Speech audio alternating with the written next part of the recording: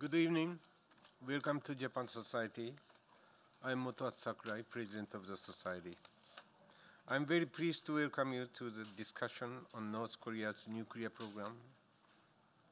The speakers will discuss the current state of the North Korean nuclear issues and the prospects for peace with North Korea. Before we begin, we'd like to thank the sponsors that make our business and policy program possible. Global leaders, Citi, Deloitte, United Airlines, corporate partners, Mizuho Financial Group, and the Toyota Motor North America. We'd also like to thank our co-organizer, the National Committee on American Foreign Policy.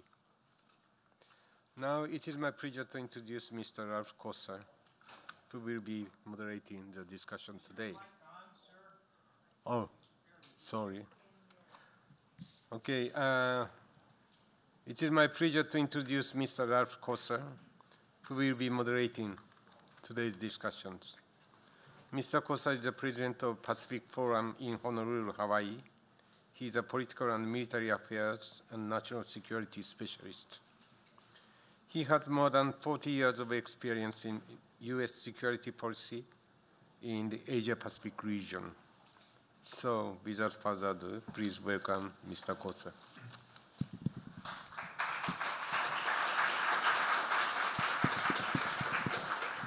Well, thank you. Aloha. Thank you very much for joining us tonight. Thank you to the Japan Society, and a special thanks to everyone's most treasured sensei, Don Zagoria, and the folks at the National Committee on American Foreign Policy for making this possible. I guess we should also thank Kim Jong-un for making it necessary.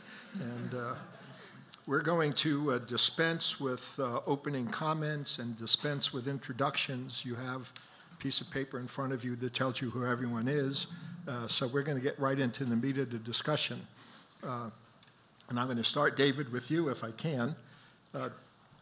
As we've been discussing in our conference the last couple of days, in many respects there's been more continuity than change in American foreign policy in Asia. President Trump, during his visits, reaffirmed the U.S. commitment to Japan and Korea, reaffirmed the One China policy. Many people have said even the extreme pressure policy on North Korea is very similar to strategic patience, perhaps strategic patience on steroids. Some have described it, or strategic patience only louder. And certainly today, as we listen to the U.S. going in position on the talks with Kim Jong-un, the favorite old phrase, CVID, has returned: complete, verifiable, irreversible denuclearization or dismantlement of North Korea's capabilities. So what's changed? Why should we be any more hopeful that things will work out better this time, or is, as that great American philosopher and New Yorker Yogi Berra once said, it's deja vu all over again? David. Thank you very much, Ralph, and thanks to the Japan Society for having us tonight. Can everyone hear? Can you hear me? Yeah. Can you hear me now? Yeah. But before I answer the question, I just want to say that in addition to my day job at McLarty Associates, I'm the chairman of the board of the National Association of Japan-America Societies. There are 37 Japan-America societies throughout the United States, and my association, based in Washington, is an umbrella organization that sort of knits them all together. And I think these societies, including this one right here, play a critical role in promoting U.S.-Japan relations, and it's more important now than it ever has been. So thanks again for having us. With regard to the question, I want to address two parts of it. One, the overall environment, what's different about the overall environment, say, compared to 10 years ago, and what's different between this administration and the last administration. With regard to the environment, the first big change is that North Korea has nuclear weapons that it can deliver to the continental United States, or will soon be able to do so. This changes the strategic equation on the Korean Peninsula. It threatens American escalation dominance in a crisis. It threatens the American extended deterrent that we extend to our allies, South Korea and Japan. And it offers the possibility that the North Koreans can blackmail the South Koreans into, say, reunifying the peninsula more on North Korea's terms than on South Korea's terms. So again, this changes the strategic equation on the peninsula, and it has, I think, added a lot of uncertainty and potential instability to the region as a whole. The second difference is that China is not only rising, it's risen. China is translating its great economic wealth into more diplomatic and military power. We have some common interests with the Chinese in Northeast Asia, particularly with regard to denuclearization on the Korean Peninsula, but there are areas where our interests diverge, and I think over the longer term, the Chinese would like to see a diminished presence on the Korean Peninsula, a diminished military presence, diminished influence throughout Northeast Asia. A third difference is that the U.S. is changing. President Trump's America First policy, I think, also has injected a lot of uncertainty into the region. He has questioned the value of our alliances. He has divorced regional economic and trade policy from our security policy, treating them in these two areas in very different ways. He has pulled out of the Trans-Pacific Partnership multilateral free trade agreement. And again, this has injected a lot of uncertainty into the region. A third difference is that Japan is no longer a rear area in the event of a Korean War. It used to be that Japan was a safe haven for U.S. forces in the event of a Korean War because the North Koreans couldn't touch Japan. Now they can reach out and touch Japan with intermediate range nuclear missiles that could have conventional warheads, they could have nuclear warheads. When I was in the U.S. Embassy in Tokyo in the 1990s and we started talking to the Japanese about a war on the Korean Peninsula, we treated Japan as a rear support base. That changed drastically in the early to mid-2000s. Finally, a big difference between now and a few years ago is that the Republic of Korea has a left-of-center government. President Moon wants to be more independent of the alliance. He values the alliance. He greatly values the continued U.S. military presence there, but he wants to be a little more independent. He wants to be closer to China, and he wants to implement a rapprochement with the North Koreans. This is very different from his conservative predecessor, and it has not only helped lead to a Trump-Kim summit, but it has also complicated alliance management for the United States to some extent. So that's the way in which the overall environment has changed. The big difference between this administration and the previous administration is that the Trump administration has gone with maximum pressure. I think if the Democrats, if Hillary Clinton had won the presidency, she would have done the same thing. That's where the Obama administration was heading as well. This administration is more willing to increase tensions by threatening preemptive military force against North Korea. The president is more willing to take the risk of meeting with his North Korean counterpart before a negotiation actually takes place. We normally like the president to put a ribbon on a box filled and wrapped by diplomats. In this case, the president is creating and wrapping the box that will be with the ribbon placed on it by diplomats. So that's a very high-risk strategy for the president, and you may have seen what happened today with the president injecting some uncertainty into the question of whether or not he'll have the summit. So those are all ways in which the situation has changed. Good. David, thank you very much. Duyan, you are living and working in Seoul right now, and you've heard David's description of things in Korea, particularly whether or not President Moon is the orchestrator of the current summit or facilitator. What do you think President Moon is hoping to get out of this? What is his desires for this summit? Thanks, Ralph. I first would like to thank the NC, AFP, and the Japan Society for having this very timely event and for having us come here to have this conversation with all of you. In terms of the Moon Jae-in administration's primary interests, really is ultimately peace on the Korean Peninsula. And peace means no nuclear weapons in North Korea, and peace, and then eventually to get to a point where they do realize reunification of the two Koreas. Now, President Moon, he came into office bent on wanting to leave a legacy of being the president who actually brought peace to the Korean Peninsula, and the president who was able to finish the unfinished business of his two previous progressive predecessors. And so for him, the political stakes and the personal stakes are very high. And the current summitry, and really, President Moon has been driving the series of summitry that we're seeing in the region. And there's a lot of news that you're hearing recently in the last few days of will the U.S.-North Korea summit happen or not. But for President Moon, he needs this North Korea-U.S. summit to happen eventually. And he also needs to continue this diplomatic process to continue on the nuclear issue in order for him to be able to drive and fully achieve his peace agenda. So he's got the peace agenda and the denuclearization agenda. And there have been some concerns in the region and even in Washington about how do these two tracks proceed in tandem?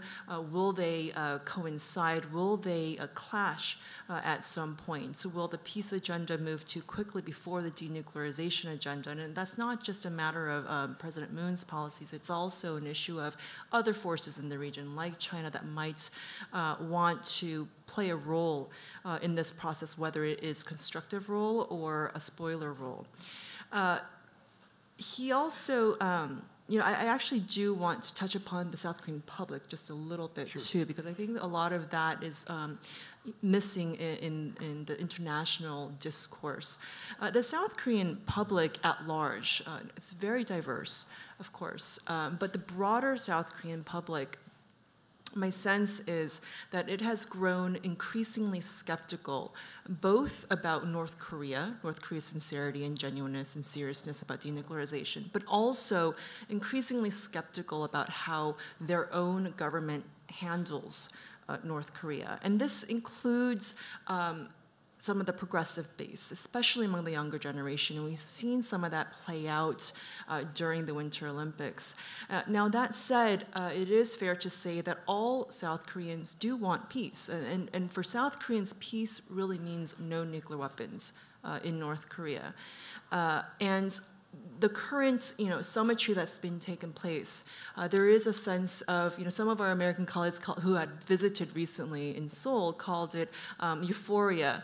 Others will call it celebratory and festive. But, even though they've seen, the very dramatic displays on TV, the live broadcasts of the Inter-Korean Summit, the theatrics and the pageantry, even among the critics and the skeptics, my sense is that South Koreans, they have some mixed feelings when they're watching these pictures on TV.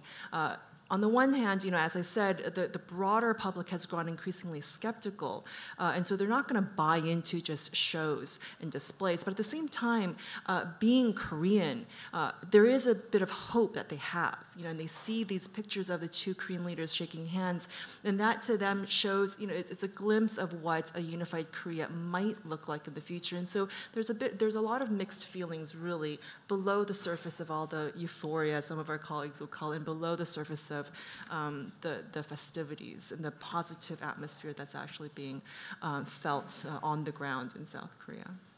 Great. Shi-Yu, let me go to you next and get a Chinese perspective. President Trump was quoted the other day, and I think again today actually, raising some concerns that maybe North Korea's current hardline policy or reticence to come to the summit was because President Xi doesn't really want the summit to happen because it might marginalize China. What, from your perspective, was that a fair criticism, or what is China's interest in seeing a U.S.-North Korea summit continue? Well, firstly, from the two summits in Beijing and Dalian, China really want to see a success of the series of summits, not only summits with China, but also summits with South Korea, the two Korea summit, and also— Move the mic just a little closer, yeah, I think. Yeah. we really look forward to the success of the U.S. DPRK summit. Regarding to the term you mentioned, Ralph, the marginalized, I have been very strange to hear about this analysis because China always pays special attention to the results rather than the course. For example, through 1993 to the year 2002, almost 9 years, U.S. DPRK bilaterally engaged on the nuclear issue for 9 years. And during the 9 years, China had never stood in the front line. And we were very happy to see every progress made by U.S. DPRK. And we were very concerned about the risks the bilateral engagement emerged. So basically, we welcome the positive and active engagement between U.S. and DPRK. Only when the bilateral engagement failed in late 2002, by reasons you know, then China stepped onto the stage. So during that 9 period, China was never concerned about so-called being marginalized. What we want is, as I said, we pay special attention to the result. What is the result? We want the denuclearization. Just like Deng Xiaoping said, no matter it's a white cat or black cat, the mouse is the key. The mouse is important. If the current bilateral relation, if the current bilateral engagement between the two Koreas, between DPRK and the USA, can lead to a durable peace and a real denuclearization, China will welcome that, and we will be able to enjoy denuclearization in free of charge. So for Beijing, we never have a feeling or sense or worry about marginalized. During the summits in Dalian and Beijing, Xi Jinping made a lot of work on North Korea to encourage North Korea to engage with the United States. We even share our observations and experiences of our engagement with the United States for single purpose, say, access of the upcoming summit in Singapore. Thank you. Yuki, let's turn to you for a perspective on Japan. I mean, when the summit was announced between Trump and Kim Jong-un, almost immediately, Mr. Abe was on a plane flying to Washington to find out what's going on, and a lot of people have talked about how Japan would really rather not see this occur. So from your perspective, what are Japan's interests, and perhaps you could talk a little bit about Japan public opinion as well. Thank you, Ralph. And I also would like to start by thanking National Committee on American Foreign Policy and the Japan Society for giving us this wonderful opportunity in this great space. Last time I was in this space I was actually accompanying former Japanese Prime Minister Yoshihiko Noda when he delivered a speech here several years ago. So never would have thought that I would be on the stage that he gave a speech from that podium. I'm sitting here, but I'm quite honored to be here. Responding to your question, Ralph, let me just start out by saying that Japan generally is in a very tight spot when it comes to the affairs in the Korean Peninsula. Because Japan is not technically a war party in the Korean Peninsula, Japan has to be a little bit creative if he wants to directly engage or proactively engage in how the conversation about the developments in the Korean Peninsula might evolve. But even though if it's not a direct party to all this, whatever happens, an ultimate fate of not only the nuclear problem with North Korea, but what happens ultimately, eventually, with the Korean unification will have a profound impact on Japan's strategic choices moving forward.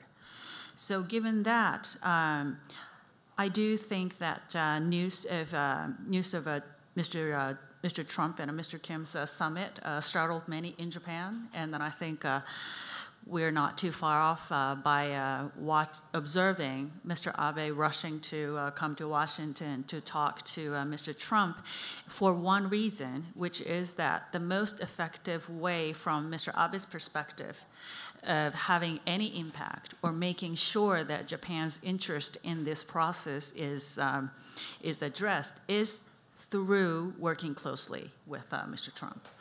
Obviously, Japan wants denuclearization of Korean Peninsula, but if the ultimate nuclear agreement, whatever the framework might look like between Mr. Trump and Mr. Kim, does not address other security concerns that Japan actually has been having for the last 2 decades, which is North Korea's ballistic missile medium and short-range ballistic missile capabilities.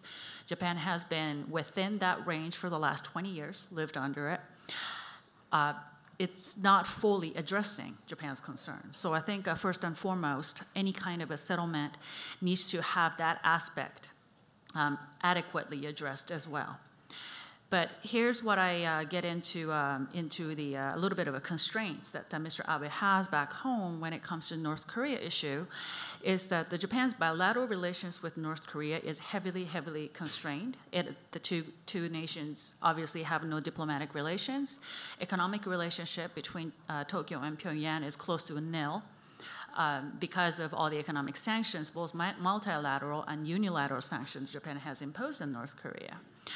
But when it comes to Japan possibly playing a proactive role or having an engagement in how the conversation of solving North Korea puzzle, the biggest thing that Japan can offer is the either financial incentive to North Korea or technical assistance to North Korea in the process of denuclearization.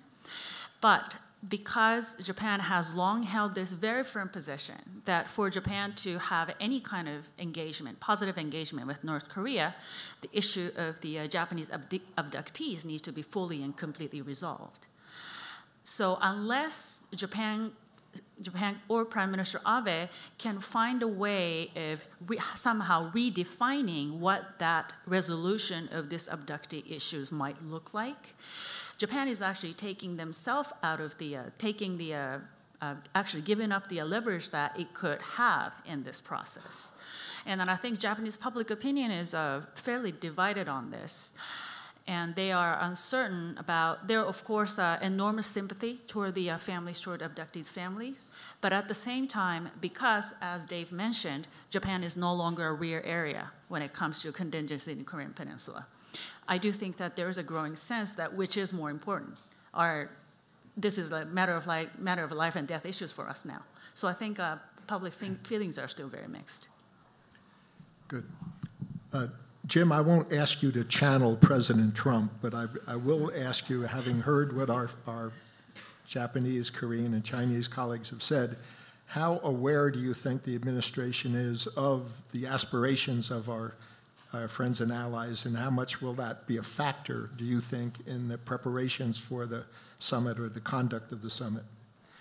No, thank you. That's an excellent question. And I think not only in the preparations for the summit, but during and after the summit as well, the coordination with our allies and our partners in the region is very important.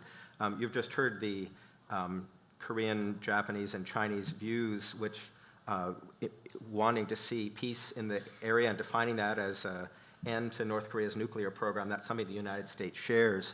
But I think there's also a recognition that from the United States perspective, we need friends and allies in the region in order to achieve these objectives. So I think there'll be a lot of work coordinating with our partners. One of the challenges, you've just heard on the Korean side what was described as euphoria or a festive atmosphere. And on the Japanese side, tremendous skepticism about the same thing. So we have two allies coming from very different points of view. So one of the big challenges for the United States, I think, will be how do we manage our relationships with these two allies while trying to see if this opening from North Korea is something meaningful. And obviously, if it is something meaningful, we should be testing out as much as we can to see if there's a way of making progress. If this is not a meaningful opening and North Korea is yet again using these kind of diplomacy to string out others, we need to make sure that this process doesn't damage our relationships with our two allies who are coming from a very different point of view. And likewise with our Chinese friends, we have some very common interests here, so this is an area where we should be working together and communicating very closely with the Chinese. So I hope what you'll see, I can't speak for the Trump administration, but I hope what you'll see is a very intensive amount of diplomacy both beforehand and afterwards. You're certainly seeing that from both President Moon and Prime Minister Abe, who've both coming to Washington for consultations, lots of phone calls. I think this kind of communications is very important. But this is certainly an era where there'll be an emphasis on diplomacy, and this will be challenging all of our diplomatic skills to manage the relationships that we have with our three partners in the region as we try and pursue peace and security in the region by engaging North Korea. Thank you, Jim. I want to dig a little deeper and talk about what would constitute success of the Trump-Kim summit.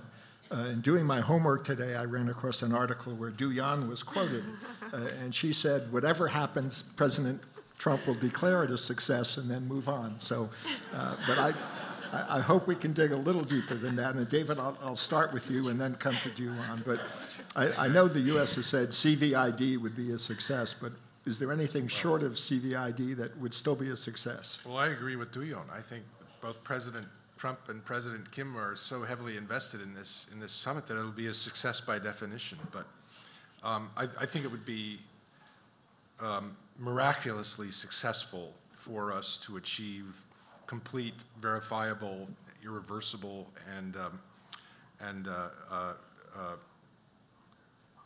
denuclearization on the peninsula up front.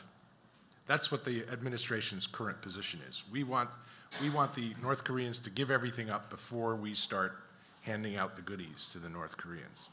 I don't think that's likely. I think the North Koreans will want to engage, and have said that they want to engage in a process that is synchronized between what the North Koreans do and what the United States does and its allies do as we move along the process. So I think the realistic, for me, a realistic good outcome would be a joint declaration between the U.S. and North Korea that lays out a set of principles relating to denuclearization and what the U.S. will do in response, and that also establishes a process that lays out a roadmap for the complete ultimate denuclearization of North Korea.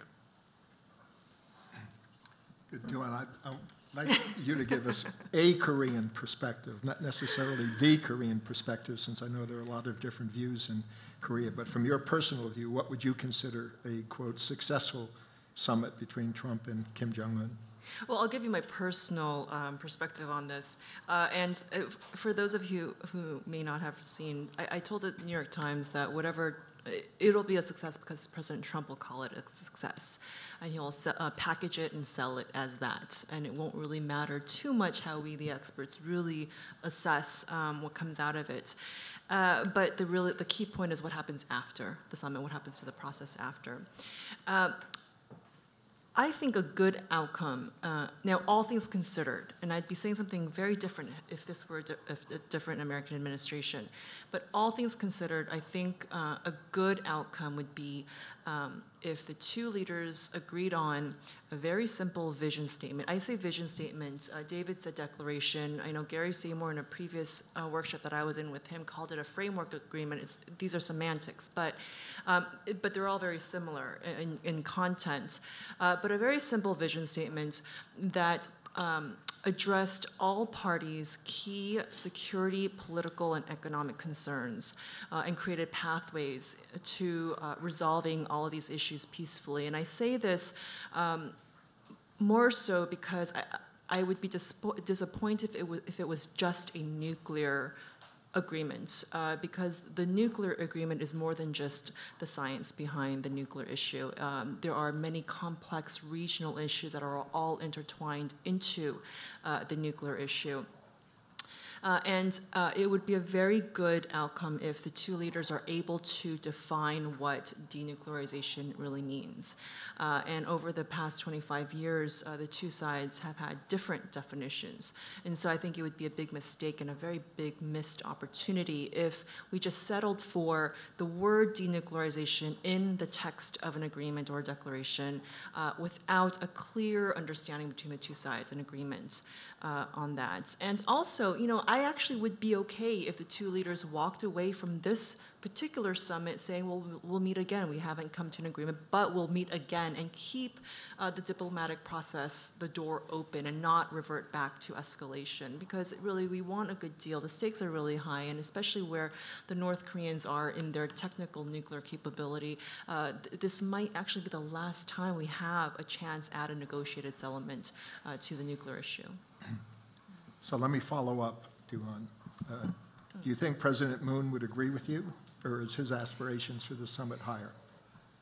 Oh, we'll see. We've got some South Korean government colleagues in the room. They might know how better to answer that question, but they won't. But they obviously probably won't in a public setting. You know, I would suspect that he would have bigger aspirations. But in terms of just the basic principles, and I like the way David used the word principles in the upcoming outcome, whatever the document is, I'd suspect that President Moon would want the basic principles of denuclearization, peaceful resolution. He may even, be supportive of, normalization of U.S.-North Korea relations, but of course, the peace treaty and peace regime element. He seems to be a very ambitious person, rightfully so, and so perhaps his bar is much higher. But I'm trying to be more realistic, all things considered. Good. Shiyu, Yes. From a Chinese perspective, and Well, I know you made an interesting analogy about cutting grass as opposed to pulling out roots, and maybe you could share that with us as well. I think a powerful consensus between Chairman Kim and President Trump can mark the summit as a successful. Say, consensus one, consensus on denuclearization, and number two, consensus on reduction of tensions and peace and security on the peninsula. So I think it won't be difficult for the two leaders to reach such a powerful consensus, both the peace and the nuclear. However, the denuclearization, the consensus on denuclearization contains a lot of complicated differences and even risks. In my observation, Kim Jong-un has recommitted to the denuclearization, but I'm afraid it could be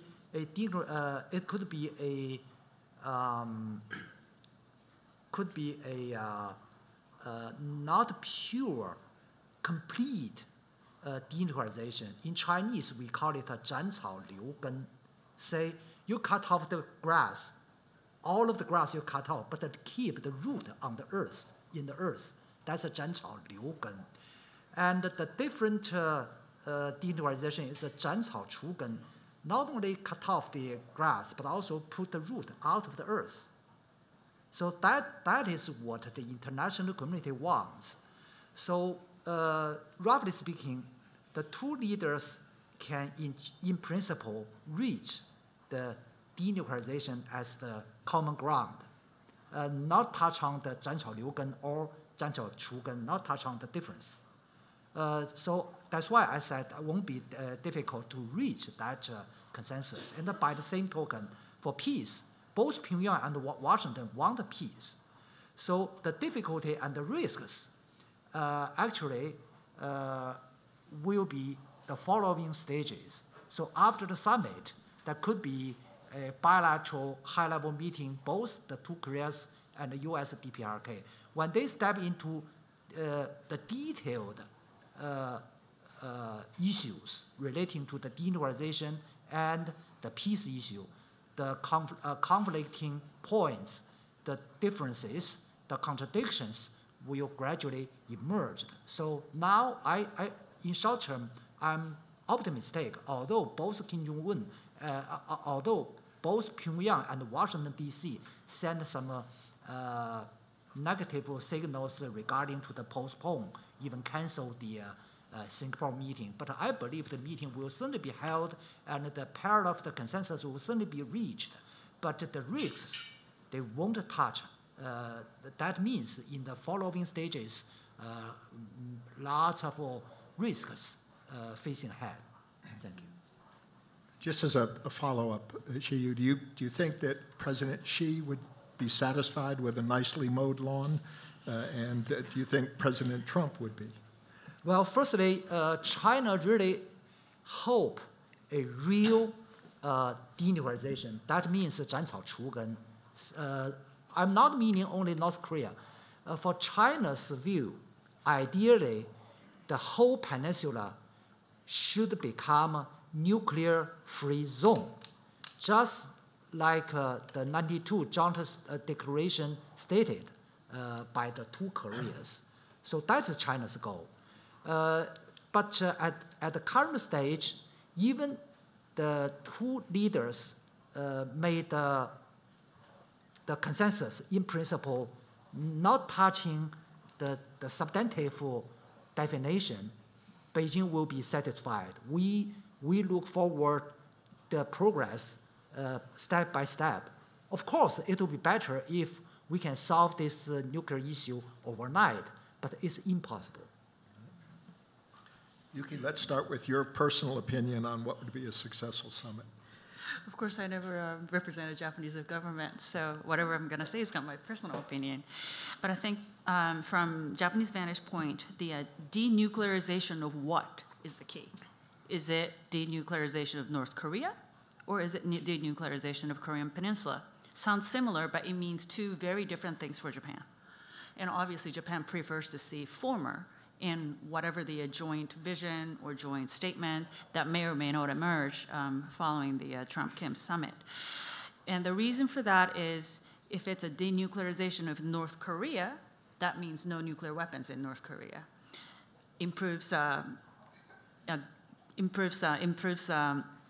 Japan's security condition, lessen Japan's security concern, although, like I laid out earlier, there still are remaining concerns about their other conventional military capabilities that Japan would be very, very keen to see and addressed. However, when it comes to if it's a denuclearization of Korean Peninsula, huge impact on Japanese security posture, because it could entail quite considerable reorganization of U.S. force presence in Korea, and what kind of a military capability will U.S. may or may not retain after this agreement. And from Japanese vantage point, that is a much less favorable outcome to see. I really like the analogy that Dave put out describing this whole upcoming summit, that it's actually the two leaders creating a box. And then I would actually describe it, I would actually see as this summit is the opportunity, if it happens, opportunity for President Trump and Kim Jong-un to create a box and even create the inside compartment inside that box on the issues that two countries will focus on. And the content of the box will have to be worked out with not only US and North Korea direct negotiations, but with the input from South Korea and also Japan and also, of course, from China. So this is kind of we're looking at the best outcome that we could potentially see is this empty box with the rough compartmentalization, and the actual content of that is still long far off. Another point that Japan would very much like to see, if some kind of agreement or consensus can be reached between the two leaders, is that whatever the discussion about the ultimate peace treaty or peace settlement of Korean War does not begin until denuclearization of North Korea process is sufficiently moved forward. So I would just leave it at that. So I think you answered both of my questions and given your personal view, but also saying what you thought the Japanese government would want. So Jim, let me go to you and first of all get your personal view on what would be a successful summit. Thank you very much. I think it's important to recognize that this summit is between two leaders, so not everything is up to President Trump. You can't have a good discussion without two people wanting to have a discussion. So really there's two paths that are possible. One is that Kim Jong-un is sincere in wanting to negotiate some improvements. The other is that this is a ploy, and he's using this tactically to gain some advantage. And frankly, we don't know which of those two is possible. So the definition of success is not singular. There are two possible successful outcomes depending on how Kim is coming in. I think it's very important for President Trump to test whether North Korea is in fact sincere. We don't want to 5 years from now be thinking, gee, we missed an opportunity, we really should have tested and seen if Kim was sincere or not. So this is an opportunity to see whether North Korea is in fact sincere in trying to negotiate some different future for itself. If the answer to that is yes, then obviously President Trump should take advantage of that opportunity by building trust, because trust between leaders is important, and negotiating some kind of, as Duyun said, like a vision or a framework or some preliminary document that lays out the leader's vision for the bureaucracies then to follow up on. So that would be success if North Korea is sincere. I'm pretty skeptical that this is more than a ploy, and I think many American officials and people outside government are. But if that's the case, the United States needs to manage the process to be successful. President Trump has talked about walking out of the room. That's not my definition of success. Success would be managing that kind of process. And so there are three elements to that. The first is the United States needs to manage its relationships with its friends and allies in the region as we proceed. So for example, if President Trump and Kim Jong-un are not able to reach some kind of a framework or vision statement, we need to talk to our very disappointed Republic of Korea friends, our perhaps somewhat relieved Japanese friends, and our Chinese friends, and explain what's going on, because the second element of our strategy needs to be to continue the economic pressure, and the United States can't do that alone. We have to do that with our friends and allies, so we need these good relationships.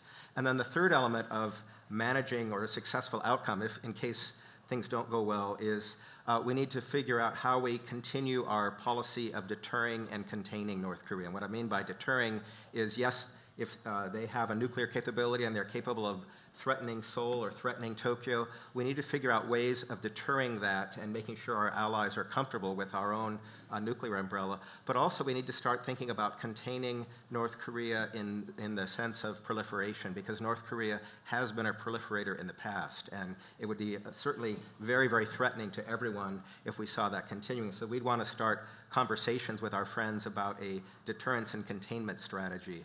So that would be a success in the sense that we can't force Kim Jong-un to decide he wants to open his economy and give up his nuclear weapon. That's his choice.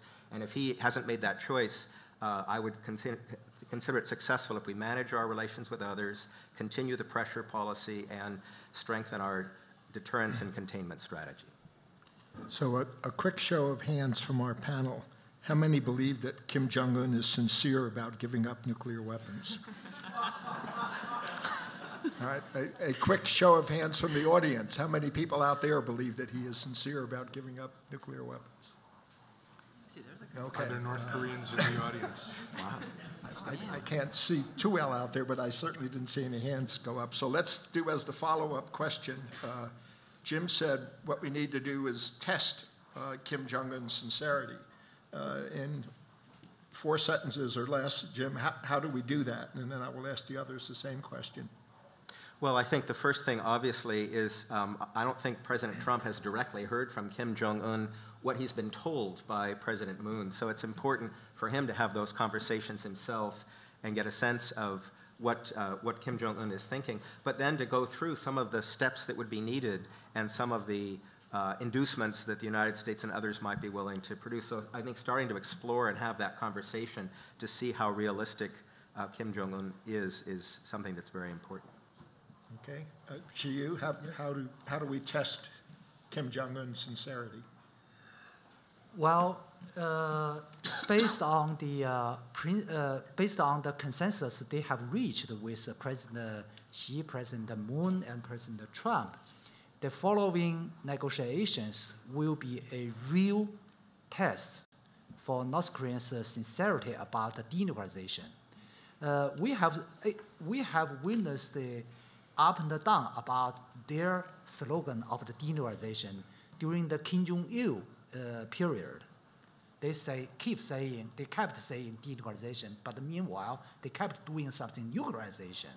And during the previous 5 years under Kim Jong-un, they threw away his father's principle, say, nuclearization as a national strategy. Now they suddenly say denuclearization again. Few people believe the sincerity. However, 2 points, we must take 2 points into our consideration. Number one, no matter he like or dislike the denuclearization, I believe North Korea has to go the denuclearization simply because their national security cannot be guaranteed by nuclear weapon. I repeatedly told my North Korean friend, I said, you always say nuclear weapon as a deterrence. Yes, nuclear weapon can guarantee your national security. However, your national regime, national security cannot be guaranteed only by nuclear weapon. Fundamentally, a sustainable, solid economy is the base for the security, for the regime's sustainable existence. So they understand that. That is why now they make a big strategic focus shift from the Bingjin policy to single focus on economic development. They made a decision recently ago. That is their must, but that is the international community's chance or opportunity. So they have to develop their nuclear, they have to develop their economy. But if they continue their fake denuclearization, they will kill their economy. For example, during the past 5 years, they made a lot of achievements about nuclear development. But every progress in nuclear and missile means a huge opportunity cost for their economic development. During the past 4 years, Kim Jong-un ordered to set up numerous special economic zones between 2013 to 2017. They set up 25 more zones, but all of the zones remain zero, simply because of the increasing pressures and the sanctions and so on. No trade and no investment. So they have to make a choice between the two, develop nuclear or develop the economy. So that is the objective trend they cannot resist. And secondly, under the current pressures, the opportunity cost will become a very strong leverage for our side, for the international community. And the only problem or question for North Korea is, where is the opportunity? Opportunity cost is true, but where is the opportunity? So for our side, we need to create an architecture under which North Korea can understand clearly if they go wrong direction, nuclearization, they will face and go into dark future. If they go right direction, they can have a bright future. So what we need is, on one hand, we need to maintain the existing UNSC sanction regimes. And on that hand, we need to, through negotiations, to design a path, encourage North Korea go a sincere denuclearization for their bright future. So I think only when we go the thoughtful and the balanced way, then we can solve the nuclear issue in peaceful manner. Right. Yuki, how do we test this sincerity? Very simple. The way to test Kim Jong-un's, Mr. Kim is sincere or not, I think Mr. Trump should ask Mr. Kim Jong-un, are you willing to go in front of camera and say publicly, you are committed to denuclearize? Plain and simple. Because we have all heard South Korean emissary heard him say it, or someone so heard him say it, but none of us have heard him personally say it. That will be the test of the sincerity to me. David? I think early in the process, we'll need to get inspectors into North Korea, and they'll have to have the widest possible access.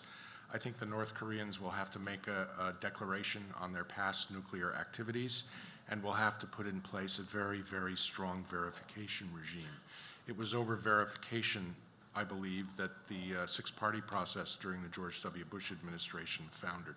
So this is going to be, verification at the end is going to be a key piece of the puzzle, I believe. In order, the first step would be face-to-face conversation between the two governments at whatever level. It's fine if we have several summits. I think that's okay. It's better than reverting back to the past several years of trying to read each other through public statements and posturing, because you don't get the entire picture by just reading each other across the ocean through the printed word.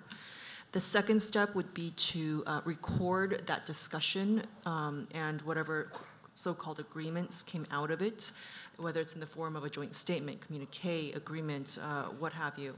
The third would be to see if and how and for how long Kim Jong-un sticks to and complies with the so-called agreements that were made between the two sides in action and not just through words.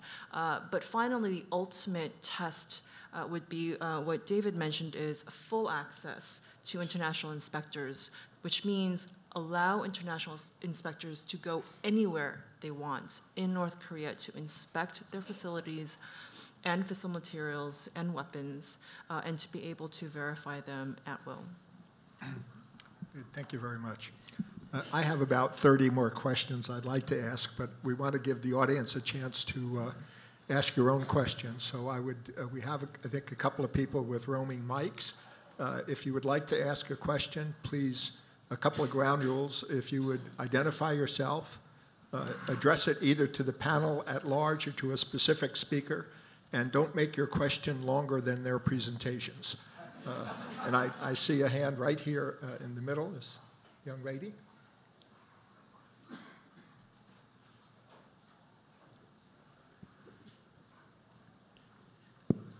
Hi, so I'm Sikmeet and I'm interning at the UN UNICEF. A little closer, please.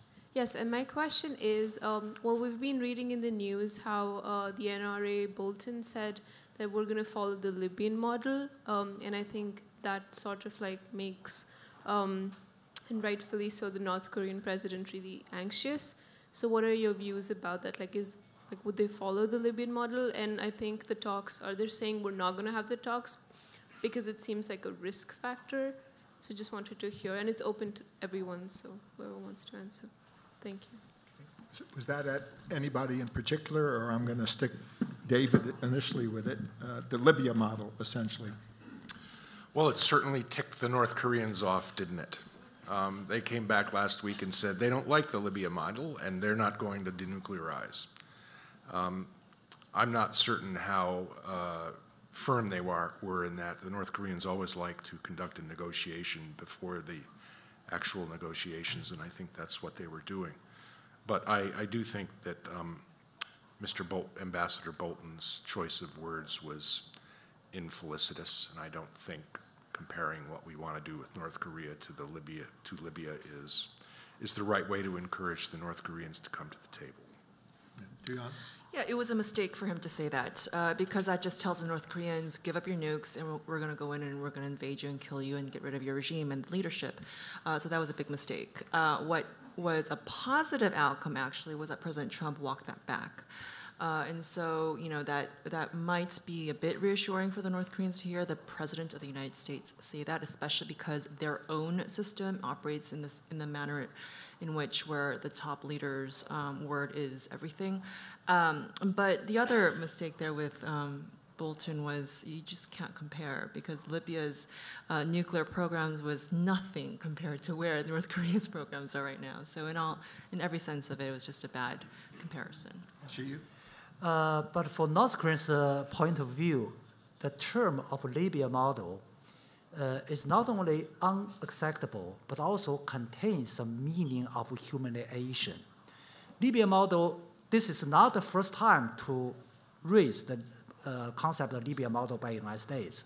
More than 10 years ago, during the six-party talks, American delegation formally raised this suggestion, say, let's solve the North Korean nuclear issue by Libya model. At that time, Gaddafi regime submitted all the nuclear stuff, including the materials and everything. North Korea opposed. And a few years later, the regime was killed. The leader was killed. So through that case, North Korea publicly said, the lesson we draw from the Libya model was the results Libya faced. And furthermore, in the joint statement made by the six parties in 2005, in one of the articles, the draft was said, I was the drafter of the joint statement. Originally, the wording was like this.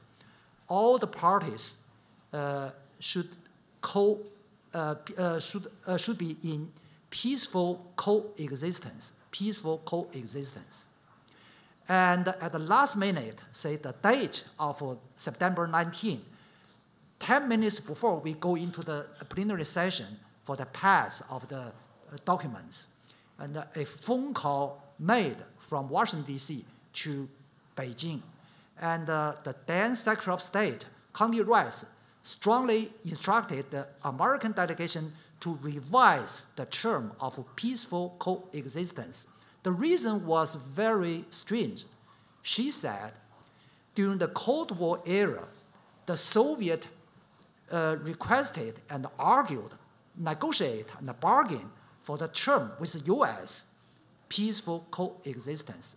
And the U.S. didn't give the term with the Soviet, let alone to the North Korea. That was the year of 2005. And finally, for the passage of the documents, we have to revise the words. Finally, we say all countries coexist in peaceful manner. But anyway, we revised under American request. That small case really alerted North Korea, plus the Libya model.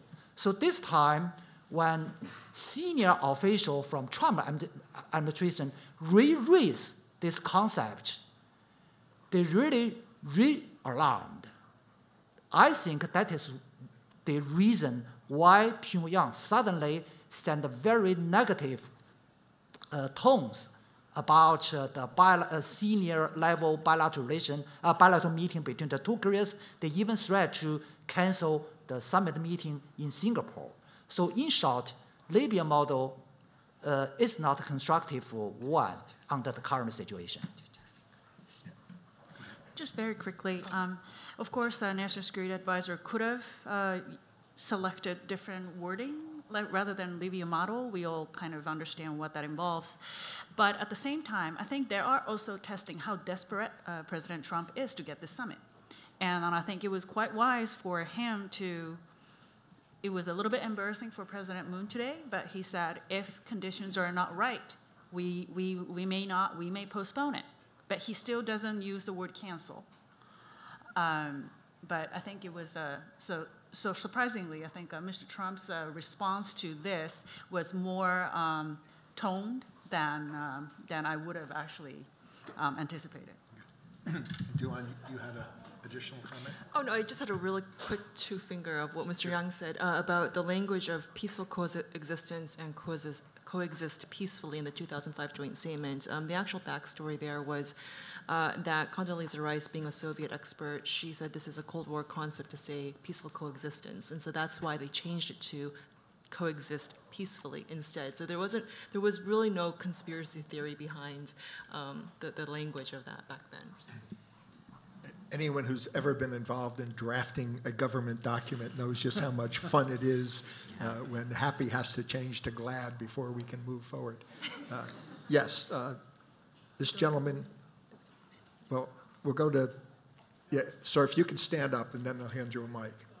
Great. Here's a microphone coming to you. Jim Tripp.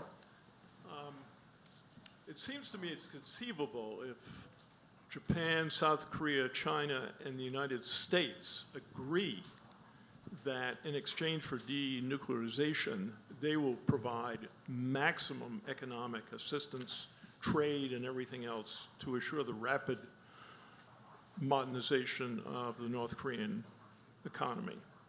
And on the other hand, if they agree total sanctions, those are the two choices. And I guess my question is, it seems to me a conceivable outcome is that China would be sufficiently impressed with the progress being made that it would relax the sanctions, or maybe some other country would. But I'm just wondering if you agree with the overall concept. Is it possible for the four countries to have that kind of a stand and make it very clear? I think South Korea has already made that promise in the North-South Declaration of a week or so ago. But yeah, so it's clear, it's no secret at all that both Beijing and Seoul are waiting until they really want the sanctions lifted. For South Korea, it's to continue. Part of the umbrella of the peace initiative is to bring back online inter-Korean economic projects that have been severed for a long time now. And so they need those sanctions to be lifted. For China, for other obvious reasons too. But the danger that I would sound in your framing of the issue or the option is if you try to flood the North with financial and economic aid and goodies, the concern is that you'll end up with a very modern, economically modern and developed North Korea that still has nuclear weapons. And China's way of thinking is like this. Economic, say, compensation or assistances is not the key elements. The key elements is the security concern. We always argue, if we really want North Korea to give up completely, irreversibly all nuclear weapons, first thing first is how to persuade North Korea to do it in confidence. They keep asking themselves, what if the nuclear weapon is given up? Libya or Iraq? Or what else? So basically, we insist on the two musts. Must one, North Korea must abandon or give up completely all nuclear weapons and the related programs and the materials. And simultaneously, number two, the international community, our 5 countries in the six-party framework, must address North Korea's legitimate concerns in security, political, economic, and diplomacy. So only when we go through the two musts fairly and balancedly, then we'll be able to achieve the denuclearization. Good. So Jim, how concerned are you that the U.S. will say, we haven't seen enough yet to release or ease up, but that Korea and China and others will feel that they have seen it in this current solid front of sanctions will start disintegrating? Yeah. No, thank you, Rob. That's a very real concern, a concern I have and I think shared by a lot of Americans, is what if there is divergence in approach between the United States on the one hand and some of our allies on the other. My guess is probably the Japanese government would be very close to the U.S. on this issue. I'll let Yuki comment on that. But that's why the point I made was my definition of success in the case where Kim Jong-un is not sincere is that the United States worked very hard to retain the support of China, Republic of Korea, and Japan in order to implement our strategy of continuing sanctions pressure and also to deter and contain North Korea, because those policies depend on international collaboration. David, we haven't mentioned Russia at all in this. Is Russia a player? Do we have to worry about the Russians trying to fill in? I've had Chinese complain that if the Chinese really cut back, that the Russians will fill the void. And are they a factor in this? That's a good question. I don't think the Russians are a critical factor. I think they are on the sidelines, but they could play an important spoiler role in an agreement. In general, I think the Russians and the Chinese have an understanding which requires the Chinese basically to support Russia in Europe, and it requires that Russia basically support the Chinese in East Asia, sort of a general rough gentleman's agreement, you might say. That said, Russia has taken the opportunity to help provide North Korea with items that are sanctioned under UN Security Council resolutions, and I think that continues to be possible as we move forward. But in general, I think Russia is more or less of a bit player. Okay. There was a, yes, right here. Hello. My name is Hae-Yun Kim, and this is for all of you. Speak really loud. Pretend you're at a karaoke. Just sing it out. My name is Hae-Yun Kim, and this is for all of the speakers. My question is, actually it's happening right now that the journalists from each country, UK, Korea, China, and United States are in Wonsan right now to witness the destruction of the test sites in North Korea located in Punggye-ri. And I thought, after reading the news, it was pretty strong commitment and the demonstration of the government's commitment to give up its nukes. And we briefly just talked about Kim Jong-un's sincerity, how sincere he is before the summit to give up the nukes and how serious he is in the conversation. So my question is, isn't that pretty much big of a commitment that they're making, enough for us to actually see it in a more positive light? And if I may ask one more thing, why do you think it was only the Korean journalists who were banned to enter into the North Korea to cover the story? Because Koreans were initially invited too, but at the last minute, it got canceled. Good.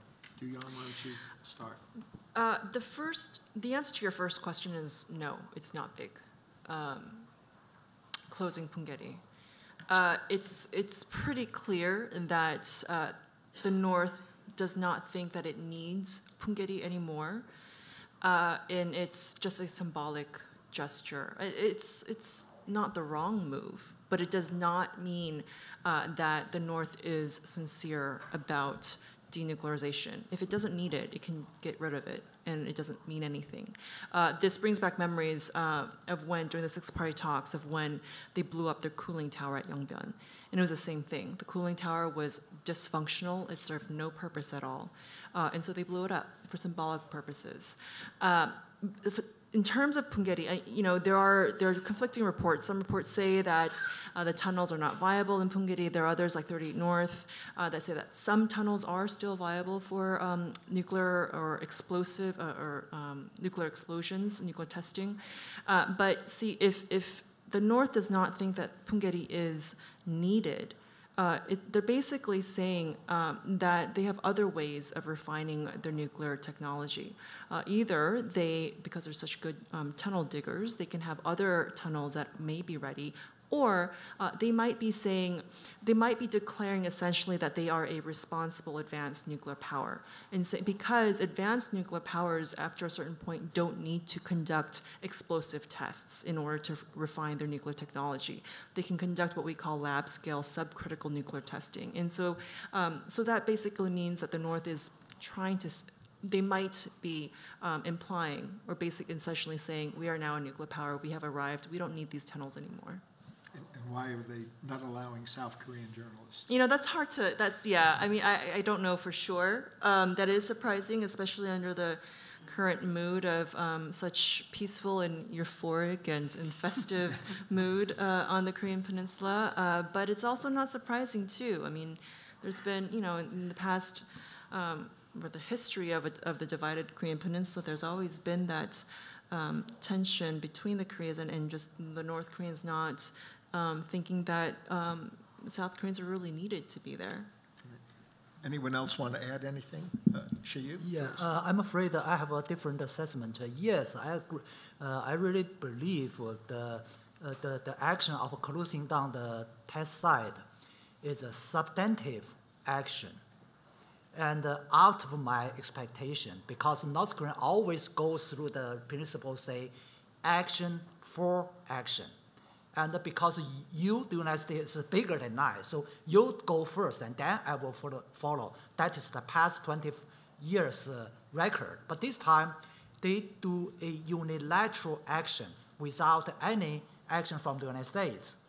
And number one, I want to stress, after closing down this test site, for foreseeable future, North Korea will be never have a new nuclear tests.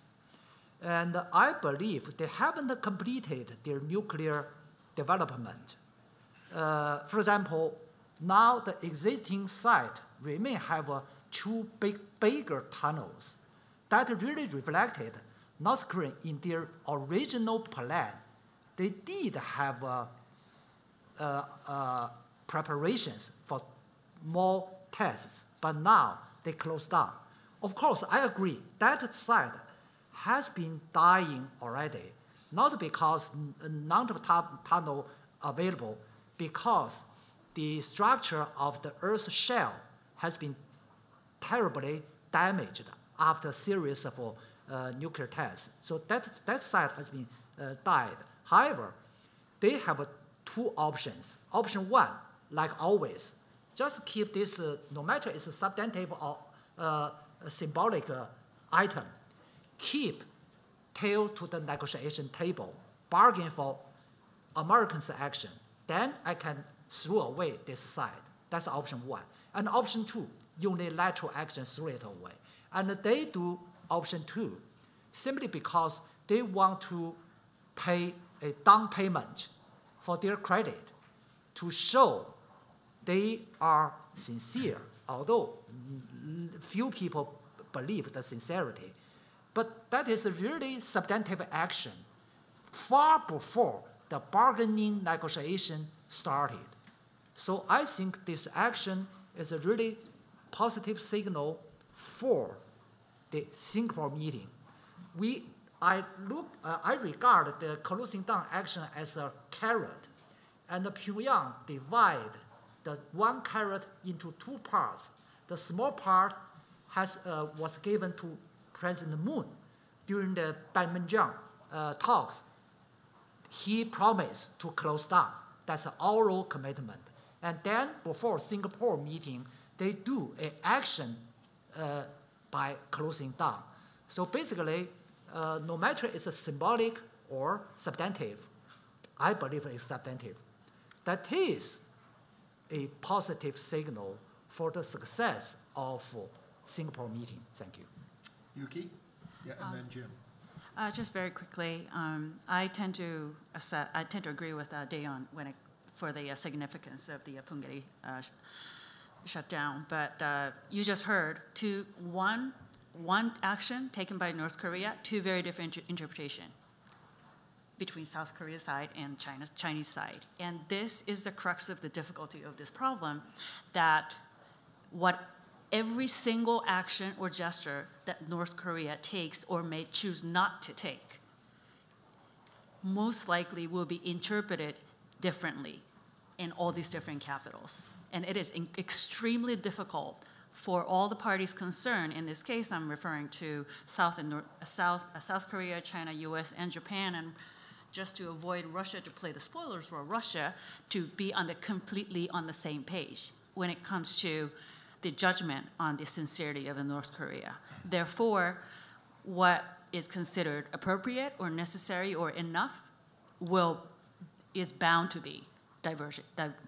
And that is the fundamental challenge of this issue. Good point. Jim?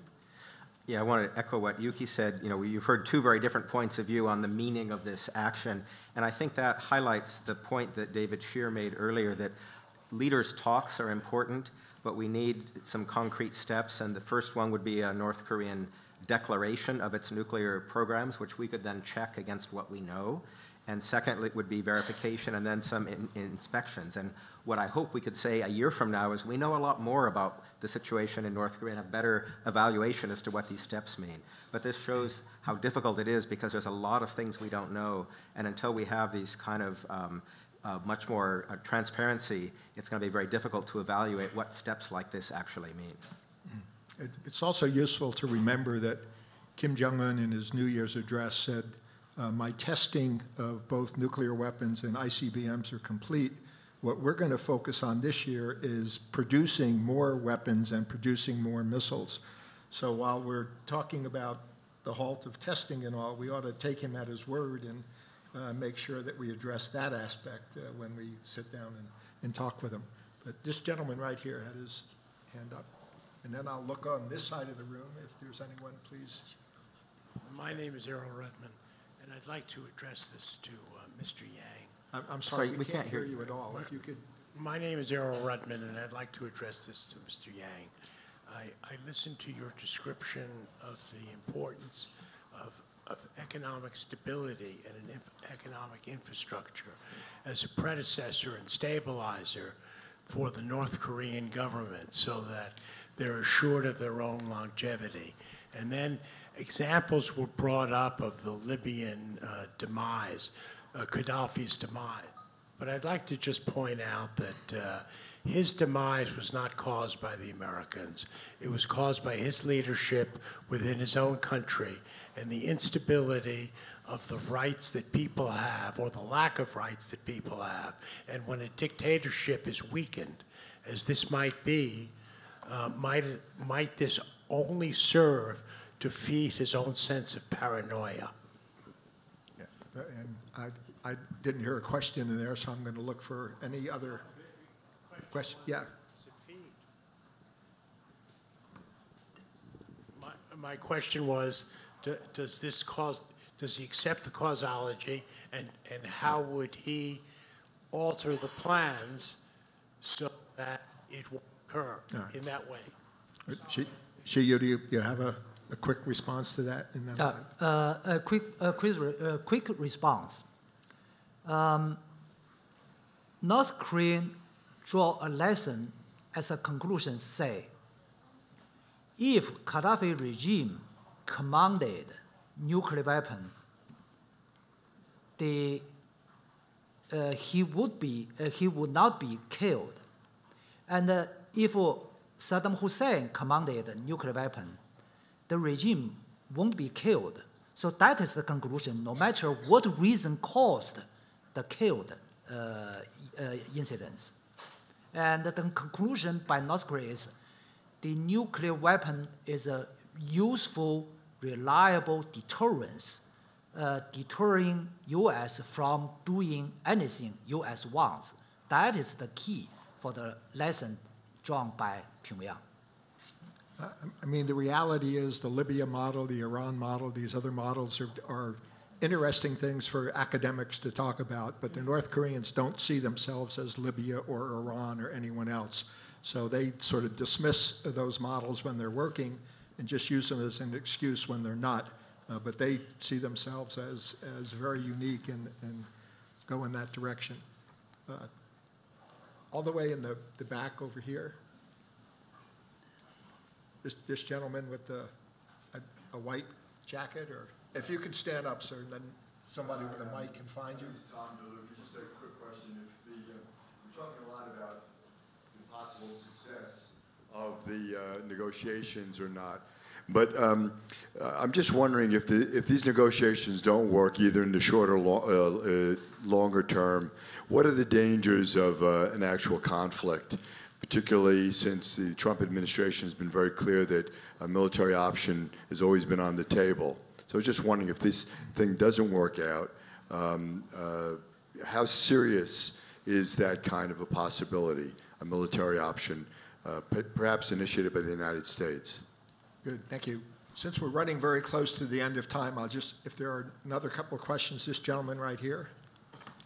I'll just collect a couple of questions, and then we'll go for a final round from the audience, from the panel. Please.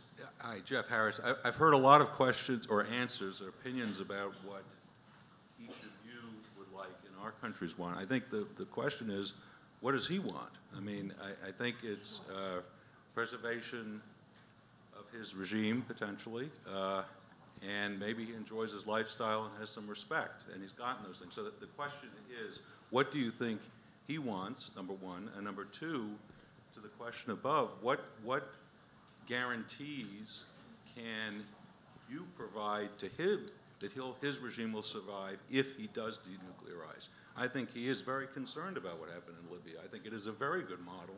It's probably what he's looking at. I haven't heard anything about what promises would be given back. Very good question. And I saw another hand all the way in the back. This young lady, if you wouldn't mind standing, and I can find you. Here comes a mic. In fact, here comes a couple of mics. Thank you so much for all the mics. My name is Maiko Takeuchi. I'm working for the DPRK, North Korean sanction regime in the United Nations. I have a quick question about, for me, denuclearization is one thing, but if you see all the sanction, there's all other issues like a biochemical weapon. As Ms. Tatsumi says, Japan has a concern about short and medium range missile. And also, when you turn on the people there, the human rights issue are not solved yet. And so my question is, isn't it too early for the international community to think about the lift sanction, especially leaving a lot of issues? And I have a particular question to Ms. Takumi. How Japan can act to pursue Japan's concerns, for example, the national security issues and abduction issues or other still not to be touched issues to persuade other friendly countries to realize Japan's concern issues. Good. I know there are other questions out there, but I'm going to go back to the panelists at this point and add one last question, which is, what question did you wish somebody would have asked you so that you could have given that great answer you had prepared? So we're going to start with Jim and just work our way down to the panelists. And if you take about 2 minutes each, we'll end right on time. Jim. Okay. Regarding the question on the military option, obviously that's something that can't be ruled out, but I would, even if the summit does not result in a process moving forward on denuclearization, I would argue the United States and its friends has other options, and certainly strengthening the sanctions regime to change North Korea's mind. That requires patience as well as cooperation. That's not something we're good at as Americans. It won't be something that will last for a week or a month, but I think that would be a preferable option. What does Kim Jong-un want? I think you're right, he wants survival, but I think he also recognizes that economic growth and economic development in North Korea is an essential component of survival. So he's interested in seeing whether he can obtain more resources from outsiders. And finally, I agree completely with I'm glad someone, that answers Ralph's question as well, what did you wish we had asked? And I wish someone had asked about human rights, and you did at the end, so thank you very much. It's something that's of great concern to the United States, not only North Korean treatment of North Korean citizens, but also North Korean treatment of people who were abducted overseas and brought back to North Korea. So I don't see the United States government issuing some kind of blanket guarantee to the Kim Jong-un regime without some kind of discussion on human rights issues. It would be not in accord with our own values. Xiu? Number one, war option should be off the table. China will definitely oppose any kind of military actions addressing the North Korean nuclear issue. And then number two, what really North Korea wants, let me put by this way. What China really wants, we want a political stability, economic prosperity, but without nuclear weapon North Korea. I think that is the benefits of North Korea. Of course, that is one of North Koreans want. But returning to your question, Your question reminded me an article written by two American professors back in more than 10 years ago, after the two professors visited Pyongyang, and they issued an article with North Korea's agreement. The title of the article in the Washington Post is "What North Korea Really Wants," exactly the question you raised. The article argued North Korea wants to set up a equal footing strategic cooperation relationships, equal footing strategic partnership with the United States. So that is what North Korea wants, expressed by two American visitors after their meeting with a very senior level of the DPRK stage. Thank you. Good. Yuki? Great. So if the talk summit doesn't go well, negotiation that unfolds that may or may not follow afterwards doesn't fall well. With this particular American administration, I do think that military option is very realistically on the table. I don't know what that will look like. I think that is DOD is probably noodling at this minute also.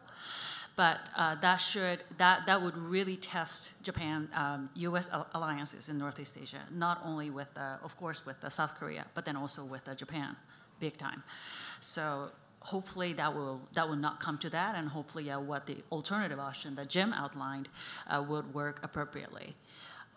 Because last question was posed to me, how can Japan address its security concern as well as the its abduction issue? The bottom line is, can Japan come up with a proactive definition of what that complete and full resolution of the abduction issue looks like, minus the absolute return of the 12 that are identified? Realistically, it is an emotionally charged issue. When if you think about it, if a member of the family just kind of disappeared in front of you and then just kept missing for decades, you don't want to believe that they're died. They have passed away. But at this point, there ought to be some way for Japan to be able to outline what the resolution might look like without the return of all those 12 people. Only then, I think Japan can fully leverage the incentive package that they have to offer, technical assistance it has to offer, and it can really now work proactively with the United States and perhaps with South Korea on what kind of denuclearization process that could unfold with Japan's engagement. Okay. And David, no one has addressed the question, why should Kim Jong-un trust us, or how can we get him to trust us? If you have any thoughts on that, that would be good. I think that's the question of the hour. I think that's a fundamental question. Is there anything that will satisfy Kim Jong-un's craving for security that doesn't involve his possession of nuclear weapons? And I think the answer is we don't know for sure, but we have to try and find something. And I think that will involve strong assurances not only from the United States, but from China as well. And how that is formulated, I don't know yet, but I think China has to be a part of making North Korea feel more secure. It's not just a pledge of dropping the United States, whatever North Korea means by the U.S. hostile policy toward North Korea. China has to be a part of it. Duyan, and there was also a question about should chem bio capabilities be out there. Maybe you can address that as well. Sure. The short answer is yes to the biochem, human rights, all that. That needs to all be on the table. For the first question of what happens if negotiations fail and the concerns of the military option, it really depends on who acts first and how they act, and how that would cause the other party to react. And so if the North reverts to its traditional behavior of if it's upset in negotiations and it walks away and it goes tests something, whether it's a missile or a nuclear device, then that will surely, all doors will close and that'll spike most likely spike escalation. But if neither side provokes each other, that would actually be a very good outcome, and just and have just a very tense situation, but just no one does anything. But I wouldn't really be betting on that. But another good outcome would be that that the Trump administration reverts to continuing with maximum sanctions, or we like to call it sanctions on steroids, and deterrence and containment that Jim had mentioned before. What does North Korea want? Survival, prosperity, security, and under a Kim Jong-un era, based on their actions and comments, it's pretty clear they want the status of a nuclear power on equal footing with the United States. I don't have the last burning question that I wanted to be asked, but I would say I think it's important to keep in mind, everybody wants peace. So you hear and read a lot about, the peace agenda and declaring an end to the war and peace treaty, and that's all great.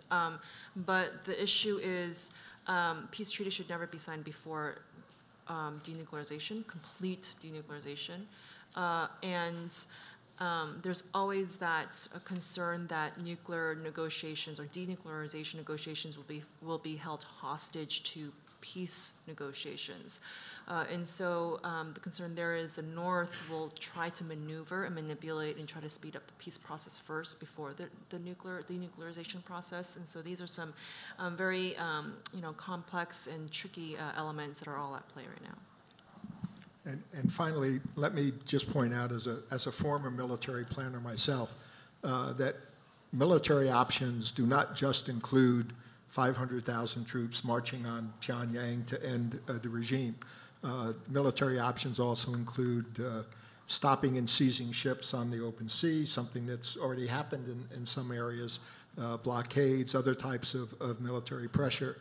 There are also a number of things. I think if you talk to some of the hardliners of our group, they will say, you haven't even seen extreme pressure yet, that there's an awful lot of other things we can do politically, financially, economically, that would really tighten the screws, or efforts that psychological operations aimed at a regime destabilization. So there are still a lot of arrows in the quiver beyond having to march on Pyongyang. So we shouldn't be seeing this as sort of an either-or, either this thing is successful or we're going to go to war. I think it's more likely we would go back to doing the types of pressure and then just increase that. And there are many options for increasing that short of a massive military operation. Our one task was to make sure we ended on time, and it's 8 o'clock, so I would ask you to please join me in thanking our panelists.